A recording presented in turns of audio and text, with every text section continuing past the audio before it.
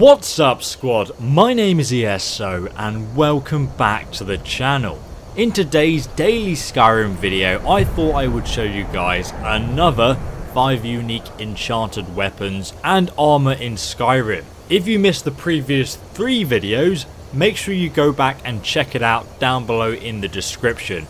I've got a whole playlist with all these different unique weapons that you can find in the game. And if you guys want to see more of these videos, make sure you give the video a like because I'll definitely keep making them. So let's start this list off with number 5. And I'm going to be showing you guys a unique piece of armor first. So to acquire this one, you'll need to come here on the map, southeast from Windhelm. And if you guys want to come here early, and I definitely suggest doing that, just take the carriage outside of Whiterun to Windhelm and then you can just walk to this location. It's the Orcish stronghold of Narzulbur. Once you arrive, you will be unable to enter the actual stronghold itself. Instead, a lookout will greet you.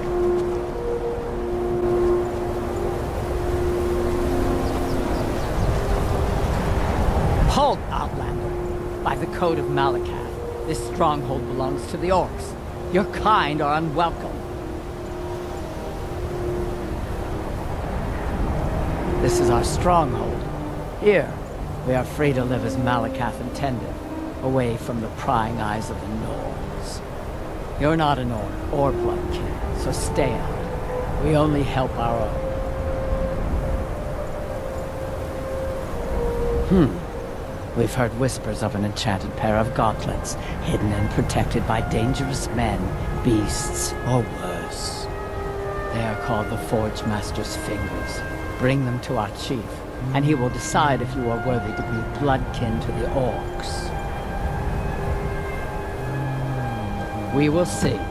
The orc will send you off to a random location to retrieve a unique piece of armor called the Forge Master's Fingers. The location that you're actually sent to though will depend on where you get this quest, but it's most likely going to be here on your map. So make sure that you activate the quest in your quest log so you've got like a little icon on where you actually find the unique armor. And then just fast travel to whatever dungeon it tells you to retrieve the Forge Master's Fingers. There's actually a little trick we can do here guys. Once you work your way through the dungeon to find the unique gauntlets, you will discover that they are indeed enchanted. The enchantment will make your smithing 12% more effective. This is one of the earliest guaranteed places you can get the Fortified Smithing enchantment. So now, when you upgrade your weapons and armor while wearing the Forge Master's Fingers, you'll be able to make them more powerful. This also means that you will level up smithing even faster, because you'll be forging better items. So this is especially excellent for low level characters who want to train up their smithing a bit faster. The only bad thing is that you cannot disenchant this piece of armor because it's unique. But now I'm going to show you guys a little trick to use. So travel back to Narzulbur, and once you arrive, tell the orc on watch duty that you found the Forge Master's Fingers. You will return with the gauntlets. Enter. Speak to our chief right away. She'll then open the gates and let you in. The quest wants you to give the Forge Master's Fingers to the orc chief to actually complete it.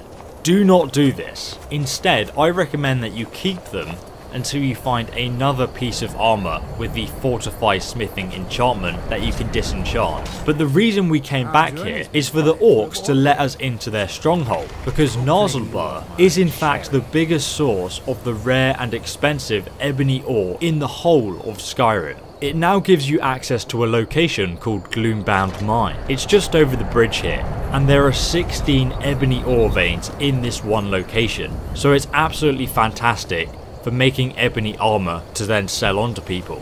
The only drawback of not giving the Forge Master's gauntlets back to the orc chief straight away is that you will not become bloodkin. Bloodkin allows you to enter any orc stronghold, but don't worry because there's another quest that I'll link down below in the description that you guys can do to actually become bloodkin, so make sure you check that out. So in at number 4 on this list, I will be showing you guys a unique weapon which is also an interesting Easter egg. So this Easter egg is located at the highest point in Skyrim, indeed the very throat of the world. It's just here on your map. And if you have not reached this location yet, don't worry because you'll reach it during the main campaign, very early on indeed. Once you reach the throat of the world, pray that it is not cloudy, because the view from up here when it's not is almost as staggering as Parthenax's knowledge of the voice. Indeed, the Nords believe that men were formed here when the goddess Kine breathed onto the land, and that's probably why it's called the throat of the world. So just head up to the tippy top of the highest summit in Skyrim.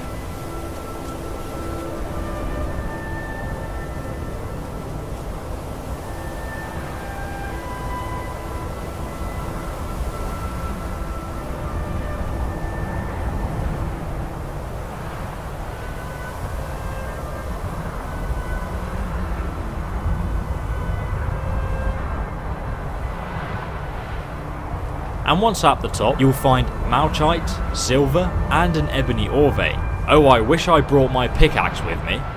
Well, actually, there's a unique pickaxe embedded here at the very top of the Throat of the World mountain. It's just stuck in the ebony ore vein here. It's called the Notched Pickaxe, and it's widely believed that this is a Minecraft Easter egg, because the pick was named after Notch, the creator of Minecraft. And obviously there are 3 different ore veins around it, so that would make sense as a reference to Minecraft. Some others though believe that this is actually a reference to a couple of English mountaineers who died at the top of Mount Everest. But their bodies were never found even 75 years later. The only thing that was left was a marked pickaxe 100 yards from the summit of Mount Everest. Personally though, I think that this is just a Minecraft Easter egg. But either way, it has a unique enchantment on it that does 5 points of shock damage and also fortifies your smithing by a further 5 points. So if used with the Forge Master fingers that we got earlier, you will be able to create weapons and armor that are 17% more powerful at a very low level. So it's pretty damn useful. Also guys, the Notched Pickaxe can actually be disenchanted, meaning that you can learn this unique enchantment for yourself and put it on any weapon you like. The next piece of armor on our list is number 3. For this piece of armor you must come here on the map to Skyhaven Temple, east from Markoth. If you haven't been here before, then don't worry, because you come through here as part of the main quest line quite early on. If you miss this armor though, you can just come back and pick it up. The armor itself can be found within the main chamber, where you'll also find Alduin's Wall. It's located in a rather dark shadowy room just here. The Blade's armor set, though not actually unique, is a very rare set. This is pretty much the only way to obtain it. The only other way to get it is to recruit your followers into the Blades and then pickpocket their Blade's armor from them using the misdirection perk, which is just so much effort and hassle to get a set of heavy armor. But until you do that, this is the only way you can get this armor set. So I feel like it's worth a mention, but personally I just think it looks really cool. And defensively it gives you a total armor rating of 88 and 114 if you also equip the shield. So it's actually better than full dwarven armor. But it doesn't really matter though, because if you follow my guide on getting the best armor and weapons in the game, you can actually improve the armor rating of the Blade's armor to 567. This is the max armor cap in Skyrim, and that will give you a total of 80% physical damage reduction, making this as good as any other armor pretty much. The only reason you want to pick it is because it looks aesthetically good. Check out the description if you want a guide on how to do that for yourself though guys. Next up on this list, we have number 2. The ultimate dragon killer in the entire game, and it can be found right next to the Blade's armor set. This unique one-handed sword is called Dragon Bane, and rightly so, but the weapon's power is actually leveled. So what this means guys is that if you're between level 1 and 18 when you first enter the temple, Dragon Bane will have a base damage of 10 and an enchantment that does 20 points of extra damage to dragons, and also 10 points of shock damage to anybody else. And shock damage is the best kind of damage in Skyrim because no enemies really have a resistance to it. So in total guys, the low level version of this sword that you can technically get at level 1 does 30 damage versus dragons and 20 damage versus anybody else. so it's more powerful than a Daedric sword, and you can get it this early. But the most powerful version of this weapon can be found at level 46 plus, so you'll have to be level 46 and then enter Skyhaven Temple, which is quite unlikely. But if you do that, this weapon will have a base damage of 14, which is the same as a Daedric sword. It will still do 10 points of shock damage, but it will now do 40 more extra damage to dragon. So in total, the best version does a staggering 54 damage to dragons and 24 damage to anything else, almost making it the best sword in the game, but definitely the best sword for killing dragons in terms of damage. Now for the final unique weapon on today's top 5 list, in the number 1 spot, we must come here on the map to the City of Solitude. Now this unique weapon can only be found if you started or completed the Bound Until Death quest, which is in the Dark Brotherhood questline. It's quite an easy quest to do, and I've got a guide in the description on that specific quest if you can't remember it.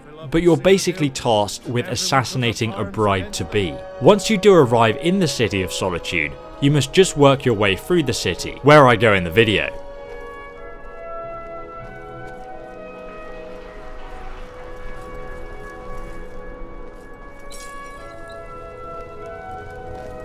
True, I may look the part of dashing. And when you reach the guards barracks, head up this staircase here to the left. This will lead you onto Solitude's fortress walls. Head around to the left and then come down here. And if you look over the wall here, you'll see a balcony below you. You speak of Skyrim like you know the land. Know its people. Just drop down and you'll find the unique bow of Finral's End, as well as some elven arrows and also a potion of True Shot, which actually improves your archery damage. Finral's End has a base damage of 13, and because it's so light, it also fires pretty fast. This is ideal because the enchantment does 20 points of frost damage to health and stamina, so as you can see, this is really useful for a bow. The frost effect slows enemies coming towards you, so you can maintain constant ranged attacks before they close the gap. And don't worry if you missed it, because you can just come back here and it will still be there sitting on the balcony, even if you finished the questline ages ago. The only clue that you're actually given that this unique weapon is even here is if you spoke to Gabriella during the start of the contract. I hope you don't mind, but I took the liberty of surveying the site of the reception. There's a small parapet just opposite the balcony that would prove an excellent spot for a long-range kill. I left something there for you, if you're inclined to take that approach. You must of course have started the Bound Until Death quest before the bow will even appear though. And guys, don't forget to smash that subscribe button and also hit that little bell icon next to it. This will ensure that you never miss the latest Skyrim videos I put out on the channel.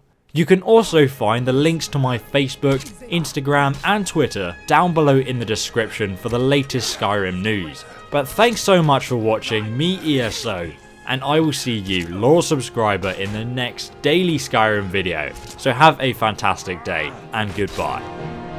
Yield, and I may still